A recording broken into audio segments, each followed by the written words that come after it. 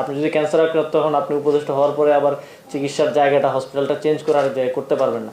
আমাদের চিকিৎসার ক্ষেত্রে আমরা একটা দেশের উপর খুব বেশি নির্ভরশীল ছিলাম। অনেকেই সুযোগ সুবিধার কারণে আর অনেক ডাক্তারই পোস্টিং দিলেও এই প্রান্তিক জায়গাগুলোতে হয়তো যেতে চান না।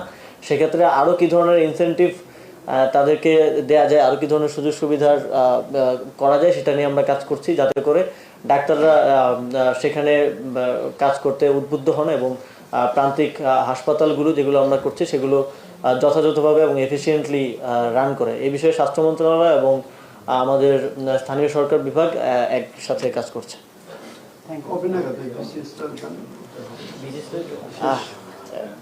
এইটার বিষয়ে আমাদের পিএসসি কাজ করবে এবং তাদের শিডিউলের মধ্যে অন্তর্ভুক্ত করে নেবে। মাননীয় উপদেষ্টা, একটু ছোট্ট একটা স্বাস্থ্য রিলেটেড একটা বিষয় একটু কথা বলতে চাই।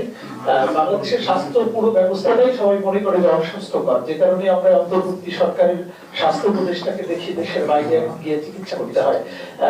এই বিষয়টা আপনি কিভাবে দেখছেন?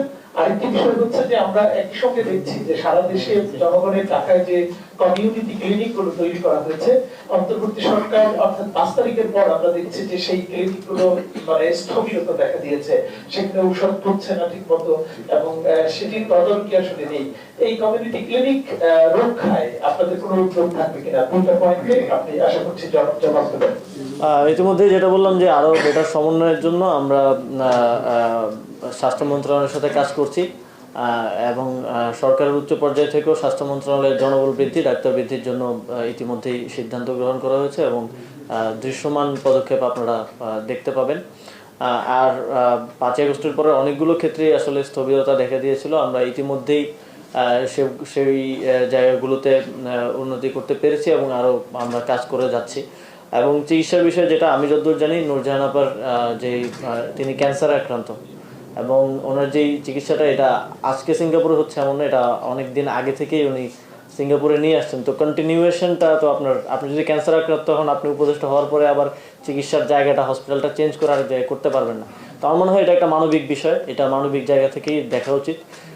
চিকিৎসার কন্টিনিউয়েশন এক হসপিটাল থেকে আরেক হসপিটালে নিলে এটা অনেক ইমপ্লিকেশনস আছে, আপনারা এটা অবগত আছেন। তো এবং আমি মনে করি যে এটা আমাদের সবার দায়িত্ব, যারা এই পলিসি মেকিংয়ের জায়গায় থাকেন এবং সামনেও আসবেন, দেশের চিকিৎসা ব্যবস্থাটাকেই এমন জায়গায় নিয়ে যাওয়া যাতে করে এরকম দুরারোগ্য রোগগুলোর চিকিৎসা আমরা দেশেই পেতে পারি।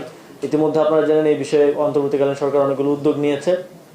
আমাদের চিকিৎসার ক্ষেত্রে আমরা একটা দেশের উপর খুব বেশি নির্ভরশীল ছিলাম, সেই জায়গা থেকে আপনারা জানেন ইতিমধ্যেই আমাদের দেশে চায়নার সহযোগিতায় কয়েকটা হাসপাতাল করার ব্যাপারে কমিটমেন্ট এসেছে এবং এই কাজগুলো হয়ে গেলে আমি মনে করি আমরা বাংলাদেশেই আমরা যথেষ্ট মানে আত্মনির্ভরশীল হব স্বাস্থ্য খাতে।